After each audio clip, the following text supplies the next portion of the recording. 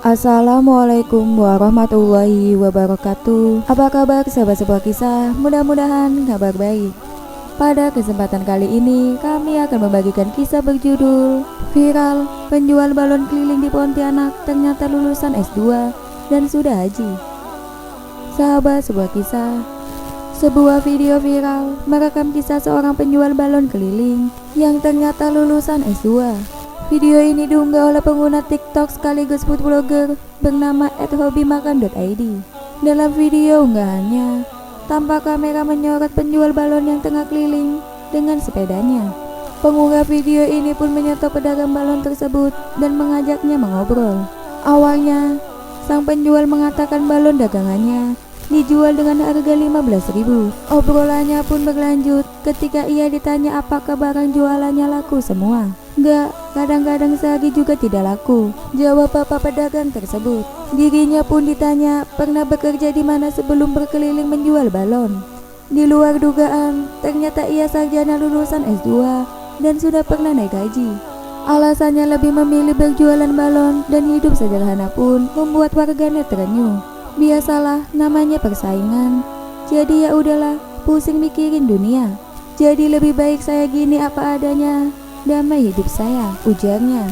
Tak hanya itu, ia juga menyimpan kisah memilukan. Istri dan anaknya telah tiada usai mengalami kecelakaan. Cerita pilu pria ini pun membuat warganet terharu. Pada kolom komentar, diramaikan respon haru dan salut atas perjuangannya. Udah gak mikirin dunia, itu pasti rasanya tenang banget. Pengen rasanya kayak bapak ini, tulis @desi95.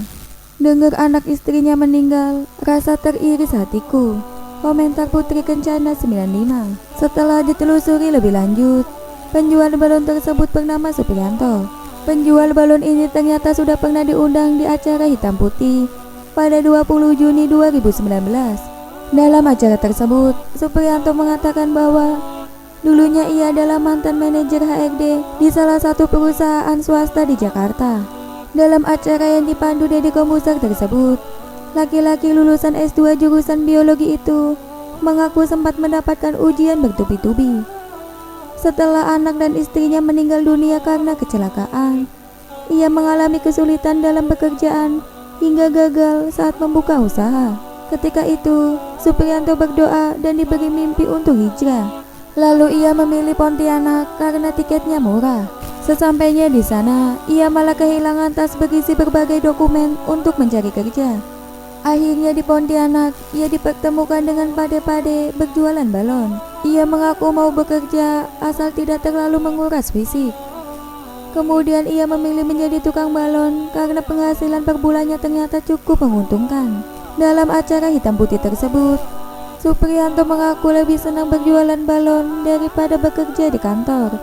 Pada saat itu, Supriyanto juga berniat untuk membuka usaha kuliner di Pontianak dan enggan kembali bekerja sebagai pekerja kantor lagi.